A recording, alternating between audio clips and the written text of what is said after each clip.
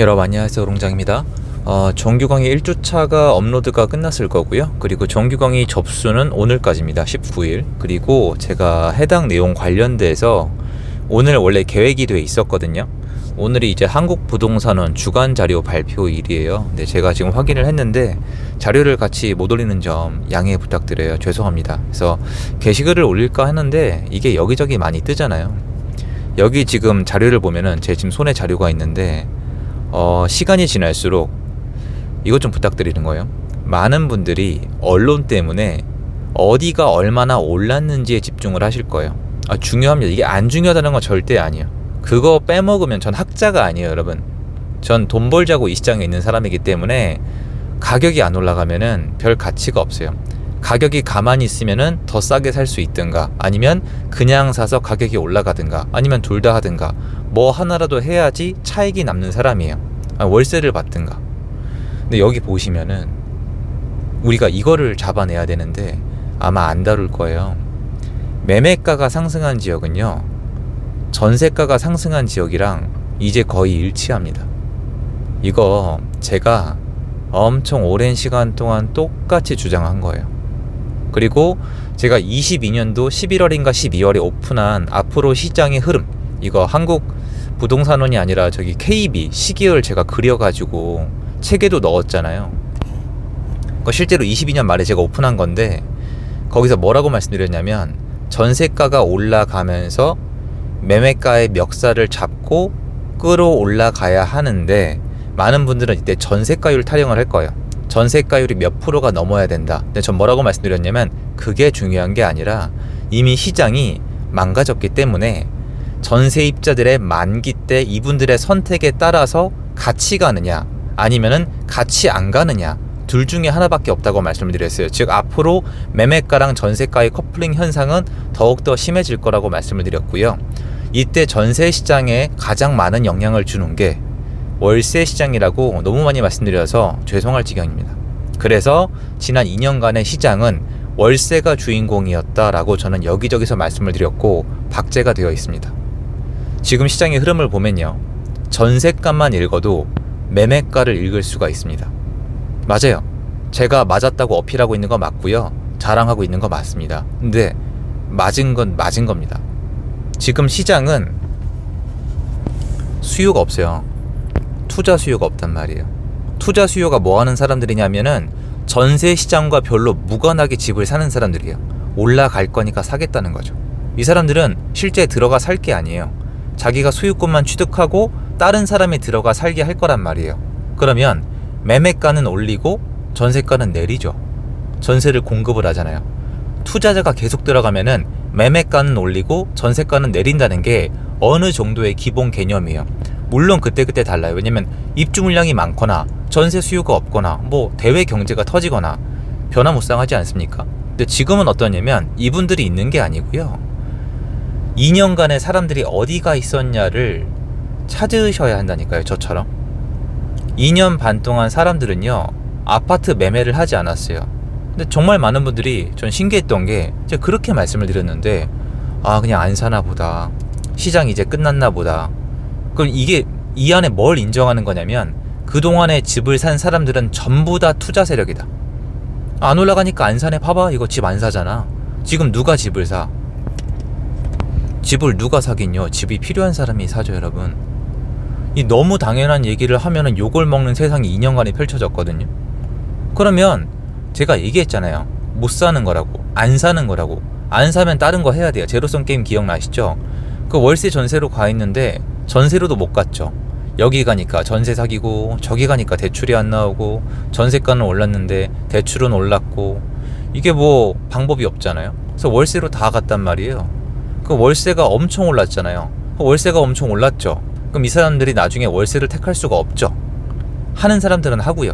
그 월세 못 택하면 어디로 와요? 매매 싫으면 전세로 오겠죠. 그럼 전세 나왔는데 전세 매물 부족하겠죠. 그럼 전세 매물 부족하면 어떻게 해요?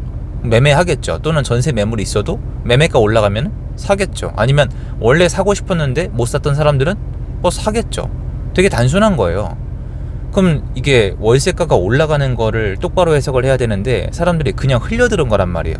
월세가는 원래 안 올라요, 여러분. 잘 한국 아파트는 전세 시장이 있기 때문에 월세가 안 올라요. 아파트로 월세 투자하려고 사시는 분들은 많지 않아요. 투자 엄청 오래 하신 분들 아니면 자산가 아니면은 누가 그렇게 합니까? 근데 월세가 이건 뭐 오른 정도가 아니라 2배? 기사 보니까 이게 글로벌 추세래요. 저는 듣다 그런 개소리는 처음 보거든요. 월세가 올라가는 게 글로벌 추세가 어딨어요. 나라가 망해가는 소린데. 그게 아니고 전세 시장 수요가 월세로 다 간 거예요. 월세 시장이 터졌죠. 아직 안 끝났어요. 저도 이거는 잘못 읽었는데 월세가 계속 올라요 지금. 그럼 월세가 너무 비싸니까 사람들이 이제 전세로 나온단 말이에요. 그럼 전세 제공자가 충분히 있거나 집이 많이 지어지거나 뭔가 있어야 되거든요. 근데 그럴 리가 없죠. 그러면 전세를 택하러 나온 사람들 중에 일부는 매매를 택해야 된단 말이에요. 그럼 선택이 월세에서 만기가 끝나면 전세 매매로 동시에 나와야 되잖아요.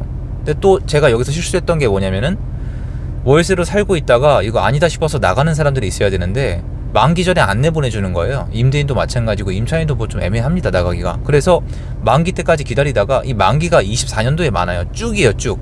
근데 24년도에 만기가 많은데 명심하셔야 되는 게 24년 7월까지는 역전세가 있어요. 지금 우리가 역전세 또 까먹고 있는데 역전세 아직 안 끝났어요. 역전세는 데이터상 객관적으로 7월달까지 계속 있어요. 아직 안 끝났어요.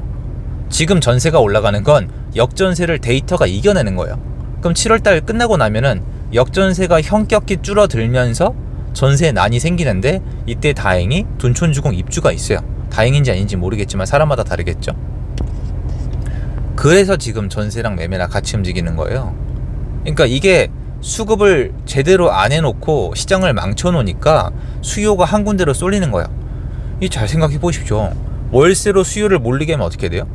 월세가 쓰잘데기 없이 올라갑니다. 전세로 수요를 밀어 넣으면 전세가 올라가요. 매매로 수요를 넣으면은 매매가 올라가요. 근데 제가 인정을 해요. 매매로 절대 못 가게 시스템을 만들어 왔어요. 한 7, 8년 동안 최선을 다해서. 그래서 매매로 못 가요. 여러분 지금 집을 사는 게 어떻게 보면 그렇게 현명하지 않은 선택일 수가 있거든요. 근데 문제는 뭐냐면 이게 필수제란 말이에요. 매매가 아니면 전세라 월세로 가야 되는데 월세랑 전세 시장을 다 써먹었어요. 그래서 현명한 정부라면은 월세나 전세로 보냈죠. 방법을 찾아야 돼요. 원래 기본 원칙이 어렵긴 한데 월세나 전세로 사람들을 다 보냈으면은 그 사이에 주택 공급을 엄청 잡아버리면 돼요. 이해하시죠? 사람들이 월세가 쌌잖아요. 월세로 다 도망갔잖아요. 근데 사실 이 상태로 공급이 어렵긴 한데 그래도 해야 돼요. 정부니까 책임감을 가져야죠. 사람들이 전세나 매매로 다시 나올 때 전세 공급을 늘려놓고 다주택자를 미리 늘려놓고 규제를 풀어서 얘기해봤자 이미 늦었어요. 이제 못해요. 그리고 신규 공급을 늘려놓으면은 얘가 돌아오면서 충격이 없어요. 제가 그래서 시장 운영을 참 뭐같이 한다고 자꾸 말씀을 드리잖아요. 그 이제 시작이죠. 이제 만기가 시작되는 건데 여러분이 제가 지금 같이 자료를 못 보여드려서 너무너무 죄송한데 얼마나 올랐다 이런 거 신문기사 이제 나올 거거든요. 그거 말고요. 여러분이 한번 보시라니까요. 전세가 상승이랑 매매가 상승이랑 일치하는 건요. 예전에 지방시장이죠. 지방 소도시가 원래 그렇게 움직이고요. 원래 매매가랑 전세가 커플링 안 돼요. 그리고 많은 분들의 이론대로 전세가가 매매가를 밀어 올리는 구조의 시장이 아니에요. 사실은 옛날이랑 달라요. 전세가율이 아직 부족합니다. 전세를 택해야 되는데 매매를 택하는 게 낫겠다는 선택이 나와야 되는, 물론 이게 일부분 비슷한데 예전이랑 뭐가 다르냐면은 지금 주공 아파트는 못 가요. 주공 아파트는 전세가가 되게 낮거든요. 그러니까 주공 아파트가 못 가는 이유가 들어가 보시면 이거예요. 전세가를 낮은 건 둘째 치고요. 전세 매물이 계속 있어요. 왜냐? 주공 아파트는 실거주할 의사보다 투자할 의사가 훨씬 더 많았기 때문에 여기 중에서 노도강이 그래서 힘든 거예요. 노도강 지금 주공 아파트 말고 제가 편하게 이해하시라고 말씀드렸죠. 20층 넘는 거, 막 예를 들어서 2000년 넘어서 지은 거 있잖아요. 그런 거는 흐름이 달라요 지금. 그러니까 실거주할 계획이 거의 없는 거. 투자 상품이잖아요. 상계주공 예를 들어봐. 여러분 거기 들어가 살 사람 있어요? 거의 전세 놓으실 거잖아요. 전세 놓을 사람은 여전히 탈출을 못하고 있는데 전세 시장 빨로 올라간다면 여기서 끝이죠. 그럼 거래량이 늘어도 금매량만큼 흡수가 되니까 거래가 늘어도 가격이 안 올라가요. 근데 이렇지 않은 아파트, 투자 수요 대비 실거주 수요가 많았던 곳들은 올라갈 수가 있단 말이에요. 저기 도봉 쪽에 한신 아파트 같은 데 한번 봐보세요. 거래량도 많지만 매매가에 영향이 있거든요. 지금 시장의 특징을 잘 이해하셔야 돼요. 뭐 옛날 같은 시장이 아니에요. 그러니까 이거에 대해서는 표현의 자유고 분분한데, 전세가가 매매가를 밀어 올린다? 라는 개념보다는 전세가랑 매매가가 같이 올라간다라는 생각이 들어요, 저는. 비슷한 표현이긴 해요. 근데 그렇게 따지면은 그럼 전국적으로 봤을 때 지방 가시면 지금 전세가가 매매가보다 비싸요. 그러니까 매매가가 1억 2천인데 안 팔리는데 전세가 1억 3천에 나가요. 근데 월세는 더 비싸요. 코미디도 아니고 시장이 아예 파괴가 됐다는 느낌이 들거든요. 더 큰 문제는 이걸 나중에 바로 잡을 수 있는 정부인가 라는 생각도 들어요. 그리고 나중에 여기 공급은 이제 안 되겠구나 이런 생각도 드는데, 이게 제가 말한 시점쯤에, 그쵸? 3월달 이후로 제가 캐치한 게 이거란 말이에요. 저는 매매가를 보러 다니는 게 아니에요. 매매가는 데이터에 다 나와 있어요. 급매가 있는지는 볼 수가 있죠. 매도인의 체력, 이 사람이 이거 안 팔면 어떻게 되는지, 그리고 매물이 언제 몰려서 나왔는지, 얼마나 오랫동안 안 팔렸는지, 이것도 중요한데, 전세나 월세가 중요한데, 여러분 지금 시장 나가서 월세 시장 물어보시는 분들이 계세요? 잘 없다고 하시던데. 그 월세 시장에서 사람들이 전세로 나가는 이유가 월세 매물이 부족하던, 월세가 너무 비싸던 뭔가 하나 있어야 되는 건데, 그런 거는 좀 파악해 보시는 게 맞지 않을까, 이런 생각이 좀 듭니다.